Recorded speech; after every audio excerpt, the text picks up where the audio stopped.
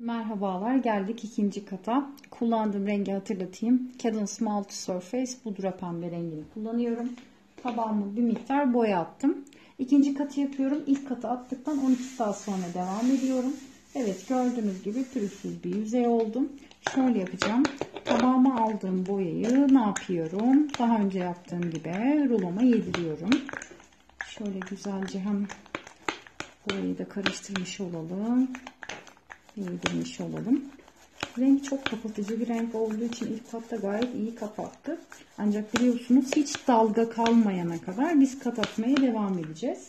Hemen şuradan devam edelim.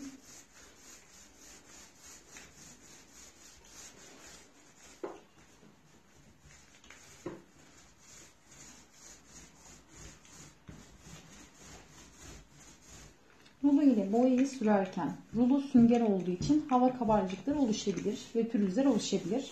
Her zaman söylediğim gibi biz bu pürüzlere nasıl müdahale ediyoruz? Rulomuzdaki boya azaldığı zaman daha sonra bu pürüz olan yerlerin üzerinden hiç bastırmadan geçtiğimizde pürüzler yok olacaktır. Kurumaya başlarken tekrar üzerinden geçersek yine pürüz olur. Bu yüzden kurumaya başlarken tekrar aynı noktayla eğer pürüz yoksa oynamamıza gerek yok. Şöyle yapıyorum. İkinci katımı atıyorum şu an. Gördüğünüz gibi tek yönde boyama yapıyorum. Yani sadece yukarı aşağı ya da sağa sola şeklinde. Yani bir sağ bir sol bir yukarı bir aşağı yapmamamız gerekiyor.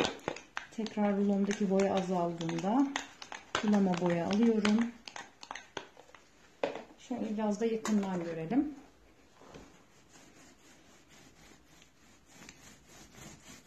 Evet, gördüğünüz gibi ilk sürdüğümde pürüz oluyor. Ne yapıyorum? Bu pürüzlerin üzerinden geçerek gideriyorum.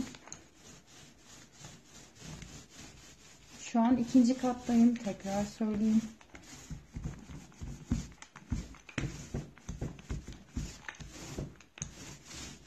Rulonun giremediği yerler olursa özellikle iz yapmaması için ipek fırça olmak üzere düz kesme fırça kullanabiliriz.